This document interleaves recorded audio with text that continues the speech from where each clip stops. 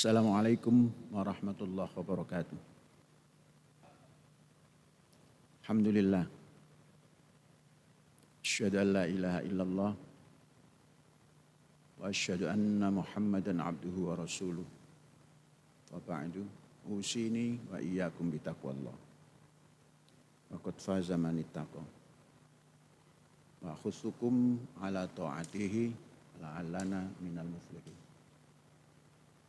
Saudara-saudara, buka Al-Quran surat 41, Fussilat, ayat 34 dan 35. Ayat 34 dan 35. Suratnya 41, ayatnya 34 dan 35. Sudah ketemu? Ya, saya bacakan. A'udzubillahi minasyaitonirrajim. Wala tastawi al-hasanatu walas sayyi'ah. Idfa' billati hiya ahsan. Fa idzal ladzi bainaka wa bainahu adawatun ka'annahu waliyun hamim. Itu ayat 41, ayat 34. Ayat 35-nya wa ma yulaqqaha illal ladzina sabaru wa ma yulaqqaha illa dzu hazzin azim. Coba dibaca terjemahannya. Ustaz Abdul Halim, baca. Berdiri.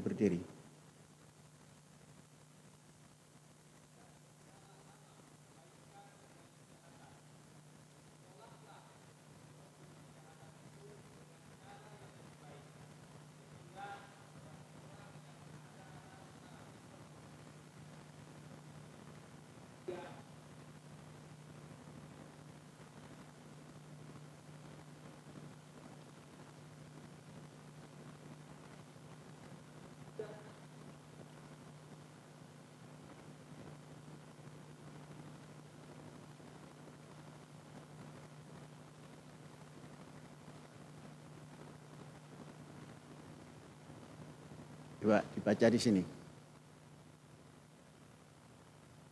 Ulangi lagi. A'udzubillahi minasyaitonirrajim.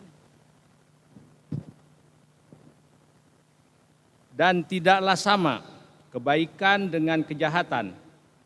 Tolaklah kejahatan itu dengan cara yang lebih baik, sehingga orang yang ada rasa permusuhan antara kamu dan dia akan seperti teman yang setia.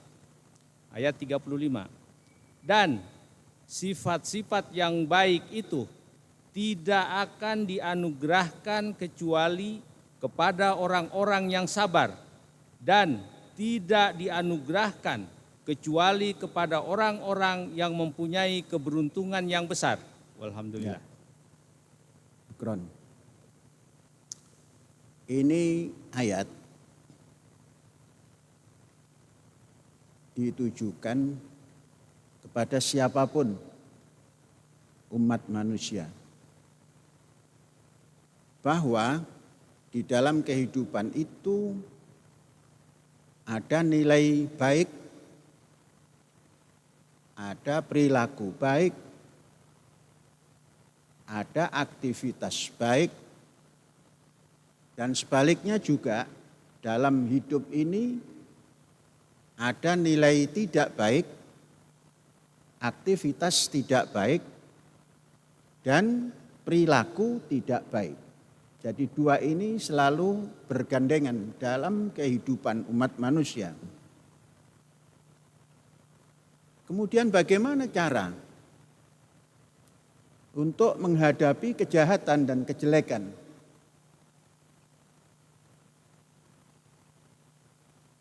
Al-Quran menganjurkan atau Tuhan memberikan petunjuk untuk menolak kejahatan, untuk menentang kejahatan dan turunannya dengan cara yang terbaik. Jadi tidak boleh sekedar dengan cara baik, terbaik. Jadi kalau ada jahat, menolaknya, kasarnya melawannya, itu harus cara yang terbaik. Kalau kejahatan itu berbentuk aktivitas, maka aktivitas yang untuk menolak itu harus aktivitas yang terbaik. Nah, ini satu metode menghadapi kejahatan. Kalau dengan cara yang terbaik itu, maka pada proses perjalanannya, siapapun yang mampu menampilkan sesuatu yang terbaik untuk menghadapi kejahatan, kejelekan, dan turunannya, kalau seperti itu, maka dalam perjalanannya nanti siapapun yang menampilkan kejahatan, siapapun yang menampilkan kejelekan, itu akan bisa menemukan sesuatu sehingga bisa merubah tampilannya yang jahat, perilakunya yang jahat, perbuatannya yang jahat, menjadi berbalik. Dan tatkala berbalik, siapapun yang berbuat baik tadi atau membawa kebaikan tadi, dia akan diikuti. Maknanya, orang-orang yang nampaknya benci kepada sesuatu yang ditampilkan dengan baik atau kebaikan, prosesnya kalau si pelaku kebaikan itu bisa menolak kejahatan tadi dengan cara terbaik, orang-orang yang belum sadar itu akan menjadi sadar dan akan bersama-sama berbuat baik seperti orang yang menampilkan kebaikan itu. Ini teori ilahiyah. Kalau dilakukan dalam kehidupan sosial keseharian, dalam bentuk apapun, ini akan terjadi. Namun saudara-saudara, untuk tampil seperti itu, ini perlu punya wadah. Agar orang itu bisa tampil dengan baik, itu harus punya wadah. Wadahnya itu adalah kesabaran. Tanpa sabar, tidak bisa tampil dengan baik itu. Kenapa? Karena kebaikan dan ditampilkan dengan cara yang terbaik untuk mengatasi kejahatan, itu perbuatan lumayan beratnya. Maka hanya bisa dilakukan oleh orang yang mendapatkan kesabaran, memiliki kesabaran.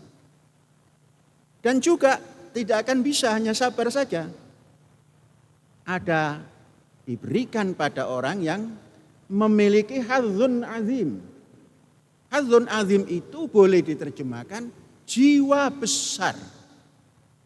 Jadi sabar itu harus diikuti dengan jiwa besar.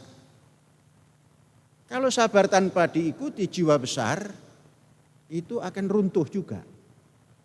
Jadi sabar dibalut jiwa besar atau jiwa besar dibalut dengan sabar, itulah yang akan bisa melunakkan kejahatan, merubah kejahatan menjadi pengikut kebaikan. Nah, ini teori ilahiyah. Kalau ingin punya kawan banyak, berbuatlah baik dan untuk menolak kejahatan, tolaklah dengan cara yang terbaik.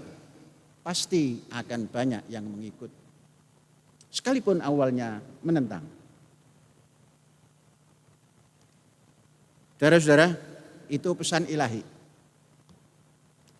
Kemudian mari kita lanjutkan yang lain. Jumat lalu saya mengumumkan pendapatan daripada sedekah Muharram.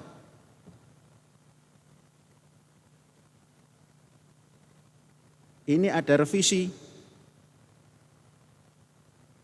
Apa revisinya? Pada awal disampaikan 1,9 sekian. Kemudian setelah dihitung, waktu diumumkan itu belum dihitung. Setelah dihitung, ada satu amplop. Dihitung 2 kali. Amplop itu jumlahnya 21.100.000. Dihitung 2 kali. Maka sesungguhnya kalau Jumat lalu diumumkan 1.914.545.000, maka menjadi 1.893.445.000.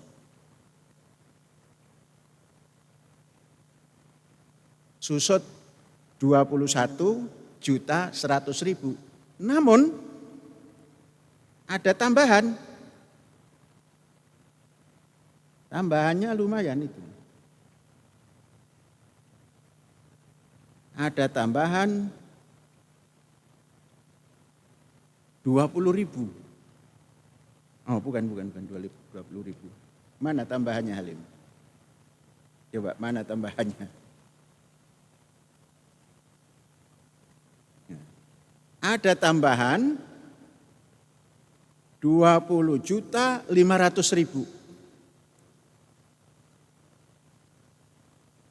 Jadi tidak kurang, selisih sedikit saja. Ada tambahan 20 juta dan 500.000. Dari mana tambahan baru? Dari penerbit Erlangga. Bertambah 20 juta. Dan dari Bali 500.000. Kurang 21.100.000, nambah 20.500.000. Selisih sedikit saja. Itu bab pendapatan sedekah 1 Muharram. Kemudian saudara-saudara, saya mendapat laporan bahwa Kepala Daerah Indramayu bercerita tentang Az-Zaitun, ada juga berbicara tentang hotel. Sesungguhnya Az-Zaitun tidak punya hotel, hanya punya wisma tamu yang diperuntukkan untuk tamu Az-Zaitun, untuk wali santri tatkala berkunjung dan ingin menginap. Dibuatkanlah wisma tamu. Dan karena itu perlu perawatan, maka setiap tamu yang menggunakan kamar itu memberikan sedekah 10 sak semen. Yang ketika itu harganya 25.000. Maknanya memberikan sedekah 250.000. Pada tahun 1999 dan diaktifkan tahun 2000. Sampai dengan 2023 ini tidak berubah itu sedekahnya. Ya 250.000 juga. Jadi kalau itu dijadikan perbincangan dengan disiarkan di televisi, maka beliau belum memahami. Padahal sebelum menjadi bupati, tatkala beliau menyampaikan visi misi ke Az-Zaitun, didampingi oleh ayahanda beliau, Syekh terima di tempat itu. Dan Syekh terangkan bahwa ini wisma tamu. Karena dari sejak menjelang pilihan bupati sampai hari ini belum berkunjung dan mendapatkan informasi yang lain-lain, maka berbicaralah tentang hotel di kampus Az-Zaitun. Bu Bupati, enggak ada hotel. Di Az-Zaitun tidak ada hotel. Wisma tamu untuk wali santri yang datang supaya tidak intervensi ke dalam asrama pelajar. Sistem modern seperti itu sehingga santri yang ingin bertemu orang tuanya datanglah ke wisma tamu. Itu sistem modern. Jadi bukan hotel, wisma tamu.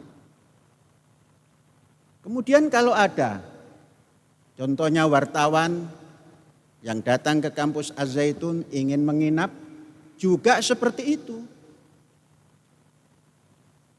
Inilah bedanya pendidikan di Az-Zaitun dengan pendidikan di luar Az-Zaitun.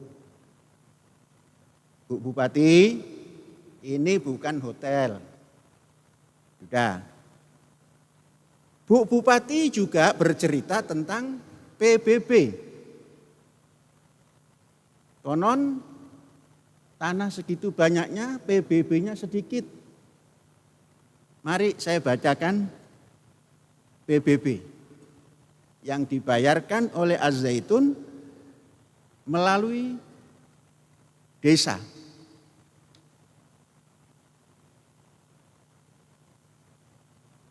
Dari tahun 18 sampai 22.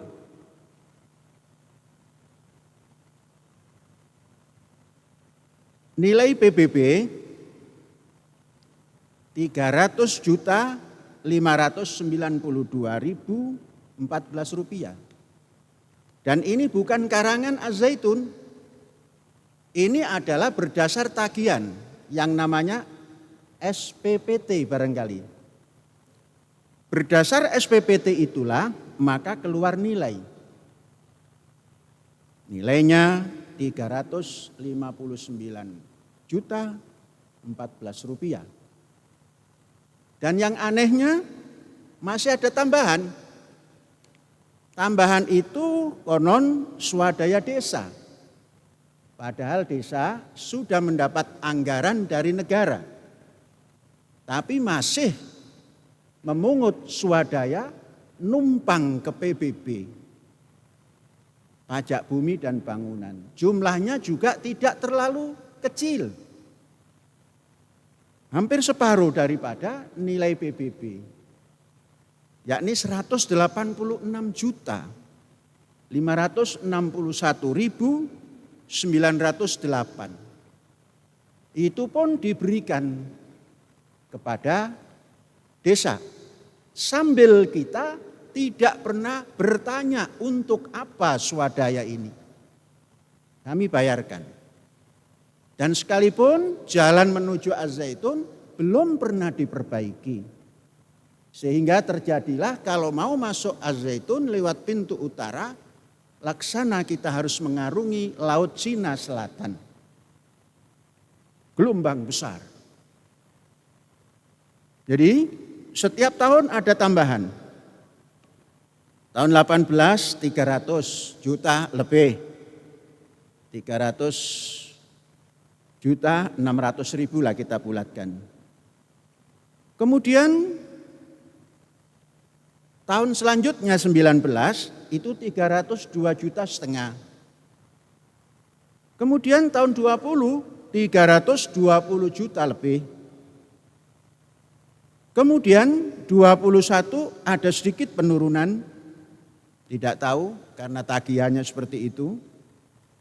Kemudian 322, 311 juta rupiah. Jadi pajak yang diberikan ke PBB dan swadaya itu dalam 5 tahun 2.600.436.544 rupiah. Bukan jumlah yang kecil. Ini selama 5 tahun. Di luar kabupaten tentunya banyak. Keseluruhan pajak PBB dan swadaya desa yang ada di keseluruhan yang dimiliki oleh Ma'had Az-Zaitun itu selama 5 tahun 4.375.083.065 rupiah. Jadi kalau ini masih dianggap kecil, ya mungkin Ibu Bupati belum memahami perpajakan. Saudara-saudara, kemudian berapa jumlah real daripada aset yang berbentuk lahan dan bangunannya? Pada tahun 21, yakni 27 Agustus 2021, aset yang diapresial oleh lembaga resmi itu ada 1.643 hektar, 78. Yaitu 1.643,78 hektar. Itu yang sudah diapresial. Yang belum masih banyak. Baik di Jawa maupun di luar Jawa. Karena setiap bulan kita menganggarkan untuk menambah aset berbentuk lahan. Berapa apresialnya? Lembaga resmi yaitu KJPP DAZ Rekan. Itu nama lembaga apresialnya. Ditaksir dan dinilai oleh lembaga apresial kekayaan aset Az-Zaitun sampai dengan tahun 2021 itu berjumlah 20 triliun 890 juta miliar 181 juta. Inilah aset daripada Az-Zaitun yang jumlah hektarnya 1.643 hektar, 78. Nilai yang di-appraisal 20 triliun, catat supaya enggak lupa. 20, 890, 181, ribu. Narasinya seperti begini. 20 triliun 890 miliar 181 juta. Alhamdulillah.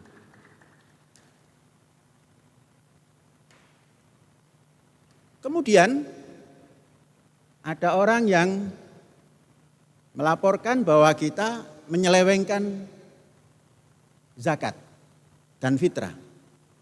Kita tidak pernah menjadi panitia amil zakat. Ya, supaya paham bahwa Az-Zaitun tidak pernah ditunjuk sebagai panitia amil zakat. Kan ada itu panitianya secara nasional dan daerah dan kecamatan. Namun Az-Zaitun dalam setiap Ramadan mengadakan gerakan Ramadan, yang kita istilahkan harokah Ramadan. Dan setiap Dzulhijjah itu kita mengadakan harokah Al-Qurban. Dalam 5 tahun itu harokah Ramadan kita dapatkan dari tahun 19 sampai 23 14 miliar 583 juta 697 91 rupiah. Jadi 14 583 369 091. Kemudian mustahik, kalau kita istilahkan mustahik karena gerakan kurban ini kita bagikan juga pada fuqara masakin, itu 13.107 orang. Kemudian berupa beras 5 kilogram dan berupa gula 5 kilogram. 5 tahun beras yang kita sampaikan kepada fuqara masakin 65 ton 535 kg. Sama halnya dengan gula. Gula 65 ton 535 kg. Harga tidak usah dicatat. Kemudian setiap Idul Adha, karena kita punya gerakan kurban, maka kita bisa mengumpulkan lebih besar daripada harokah Ramadan. Dalam 5 tahun, sejak tahun 19 sampai tahun 23, itu terkumpul 19 M 502 juta 631.601 rupiah.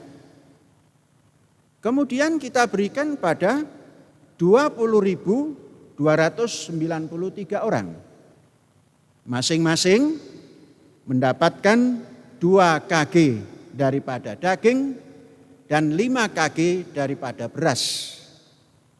Beras yang terdistribusikan 101 ton 465 kg. Adapun daging yang kita distribusikan 40 ton 586 kg. Nah, ini karena ada informasi katanya tentang zakat dan lain-lain. Kita tidak pernah menjadi panitia. Maka kita tidak bertanggung jawab kepada siapapun. Hanya bertanggung jawab kepada fuqara wal masakin kalau kita memberi. Kemudian saudara-saudara, anggaran belanja Az-Zaitun dalam 1 tahun itu tidak kurang daripada 150 M. 150 M. Kalau dibulatkan. Apa yang terbanyak? Yang terbanyak diserap adalah honor daripada guru, dosen, relawan, tenaga harian, pertanian, dan lain-lain. Itu dalam 1 tahun mencapai 51 M lebih. Kemudian terbesar kedua yakni pemakanan. Urusan makan minum penghuni itu berjumlah dalam 1 tahun 44 M 865 juta sekian. Kalau dibulatkan ya 45 M. Lain-lainnya sedikit. Yakni setelah 44 masuk ke 6 M itu pajak-pajak. Oh, yang ketiga adalah penambahan aset.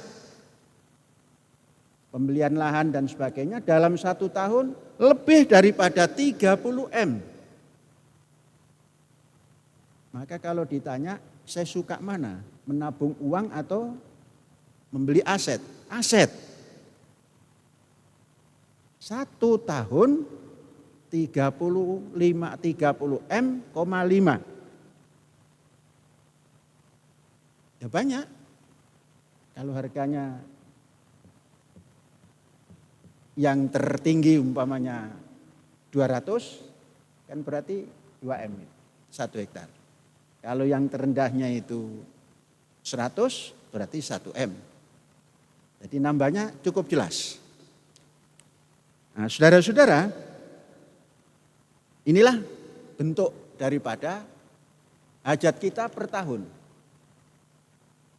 Kemudian pemasukan dan lain-lain itu didapat dari uang partisipasi wali santri yang memasukkan putra-putrinya. Itu yang utama. Yang kedua adalah sodakoh-sodakoh. Yang ketiga adalah BOS. Dan BOS ini menempati 2,5% sampai 2,7%. Alhamdulillah tidak pernah tekor. Hanya kalau terlalu lama daripada blokir daripada rekening, yaitu sedikit puyeng juga. Tapi hanya puyeng. Hanya puyeng. Kalau puyeng makan bodrek juga sembuh. Makanya kemarin saya agak sedikit biasanya nggak pernah ngantuk siang, beberapa hari yang lalu kok ngantuk.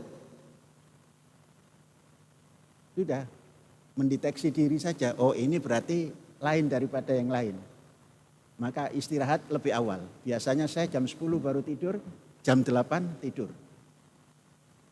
Maka kita minta izin ke Bareskrim, tidak bisa datang karena terasa kurang enak. Nanti jawabnya juga enggak bagus. Nah, dikasih izin pekan depan. Ternyata hanya sekejap itu. Paginya datang istri daripada guru Syekh. Syekh itu punya guru, punya kawan, punya pemimpin. Itu namanya Nurholis Majid. Istri dari beliau, karena beliau sudah wafat, juga sudah uzur karena tidak bisa jalan kaki terlalu lama, itu datang. Melihat kawan Cak Nur dikuyo-kuyo, datang beliau sambil tertatih-tatih jalan kaki. Dek, gimana kabarnya? Oh bagus, kemarin agak ngantuk-ngantuk, sekarang enggak ngantuk. Apa sakit? Seperti, tapi ternyata tidur lebih cepat, sudah hilang lagi dan ketemu Nyai. Artinya istri daripada guru kita. Semangat lagi. Ngobrol panjang, cerita nostalgia, bagaimana Cak Nur, kami manggilnya Cak dari dulu.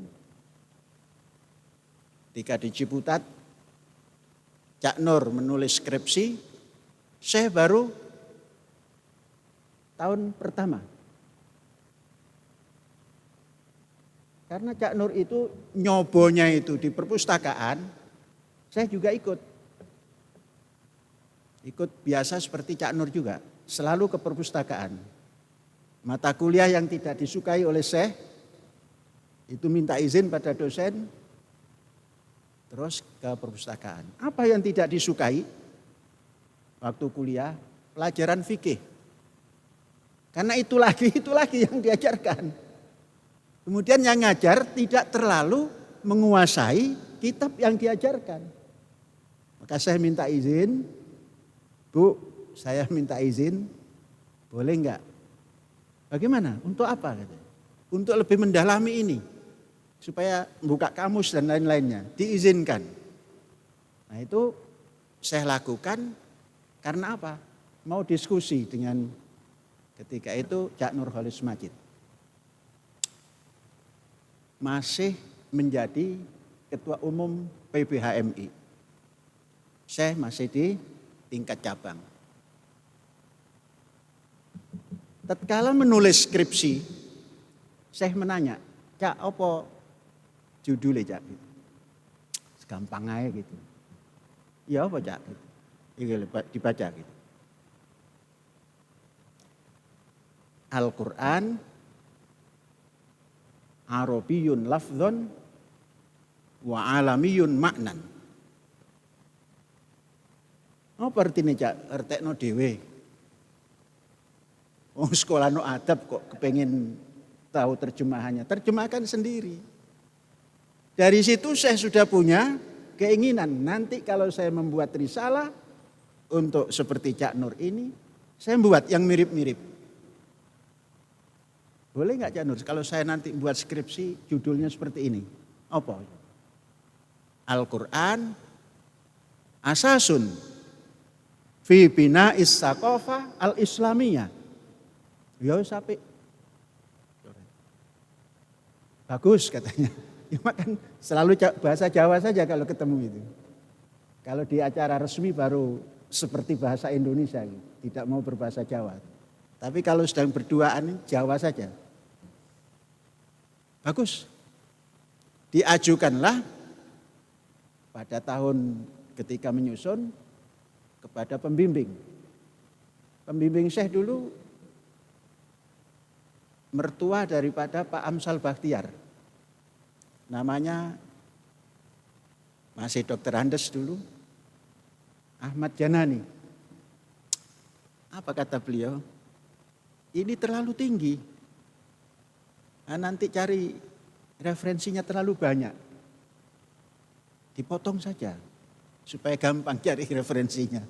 Jadi mempermudah supaya bisa cepat lulus gitu mungkin. Pak, lah kalau ini terlalu tinggi, banyak referensi yang harus dirujuk katanya. Dipotong saja, jangan Saqafah al-Islamiyah, Saqafah al-Arabiyah. Itu banyak nanti, rujukannya banyak, itu gampang. Dan yang mengoreksi tidak terlalu banyak mengeluarkan pikiran. Nanti munakosahnya itu yang seru katanya. Akhirnya ikut. Kawan-kawan sudah siap semua ketika itu. Sudah dicetak, sudah inilah. Ada satu kawan, ente nggak lulus ente sampai sekarang kok belum nulis, belum apa gitu. Akhirnya saya tulis pakai tangan. Padahal rangkap 5. Setelah menulis selesai, 2 pekan ini nggak bisa bergerak. Karena harus tembus. Bayangkan, nulis 15 hari. Diterima dan lulus. Sang kawan yang mengatakan ente nggak lulus, kebanyakan bolos katanya. Itu ternyata belum lulus. Akhirnya mendatangi, maaf ya, kemarin sesungguhnya saya bukan ngenyek, tapi ente terlalu banyak kegiatan di luar, padahal sudah harus nulis gitu. Ya, anak belum lulus, ya nggak apa-apa besok lagi. Gitu. Nah itu kenangan pada Cak Nurholis Majid. Akhirnya masing-masing bergerak sendiri-sendiri. Saya menjalankan tugas cinta. Tugas cinta. Karena punya orang yang dicintai tapi tidak pernah ketemu. Jadi disampaikanlah kepada saya sudah selesai. Bagaimana program kita? Ketika itu datanglah orang tua beliau menengok saya datang ke kos-kosannya. Itu orang tua mengatakan sudah tidak boleh ini, mesti dibawa. Dibawalah ke kampung, ini adatnya harus menikah katanya. Akhirnya minta alasan. Boleh tapi saya pulang dulu ngasih tahu orang tua. Nah, itu ceritanya. Kemudian menjadilah orang menes, kemudian ditugasi menjadi kepala sekolah. Di sanalah sedikit kita merombak. Karena pendidikan ketika itu lagi-lagi masalah finansial, keuangan. Apa? Di sana ketika Syekh datang tahun 70 menjadi pimpinan Aliyah, uang sekolah itu tidak pernah masuk ke kantor. Tidak pernah masuk ke manajemen. Masing-masing guru itu menyekat di jalan, mau bayaran ya? Ya. Terus tinggal bon saja, ngirim bon ke manajemen. Begitu terus. Akhirnya Syekh mengambil sistem baru, diajak semuanya dan terjadilah tarkis uang sekolah. Uang sekolah disentralisir dan mulailah terdistribusikan kepada guru. Saudara-saudara tahu, tahun 70 honor Syekh itu Rp2.000. Sampai tahun 71 masih Rp2.000. Harga SGM, anak Syekh yang pertama, itu minumnya banyak SGM itu. Harga SGM 2.000 itu hanya dapat 3 kaleng. Tapi saya berani hidup. Jadi berani hidup, jangan takut mati. Takut mati, jangan hidup. Takut hidup, mati saja. Itu diterangkan. Diterangkan pada pasangan Syekh. Jadi semangat juga hidup. Walaupun gajinya cuma Rp2.000 alias 3 kaleng SGM. Mengalami itu memang tidak enak, hanya cukup 3 SGM. Sedangkan pendapatan Ummi Syekh itu banyak. Ada rasa bagaimana Syekh kok dibiayai hidupnya oleh sang istri. Wah, di situ bergerak. Akhirnya menguasai pertanian di tempat itu.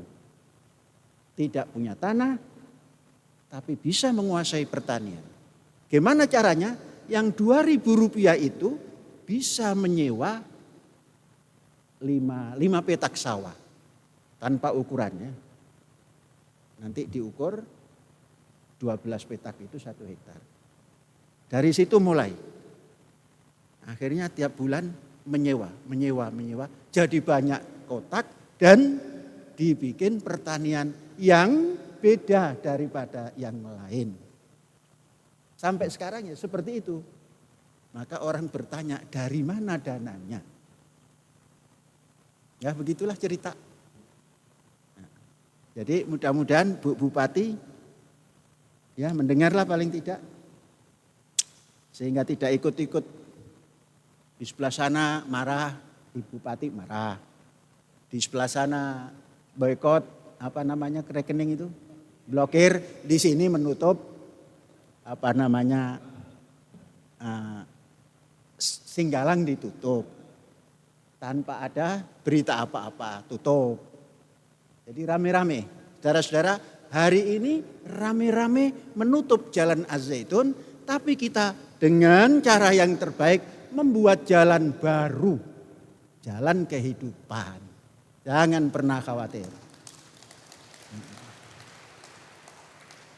Diblokir, tapi tetap mengalir. Walaupun sedikit pening kalau melihat anak-anak jalan. Ya Allah, jangan sampai kelaparan anak-anakku ini. Karena saya pernah sekolah dalam kondisi lapar. Dan tidak enak lapar itu, sakit. Ternyata anak-anak kita senang saja, maknanya tidak lapar. Kita carikan. Sekalipun rekening masih diblokir. Mudah-mudahan kualat. Hadza wallahu yar'ana wa yahfazuna walhamdulillahirabbil alamin.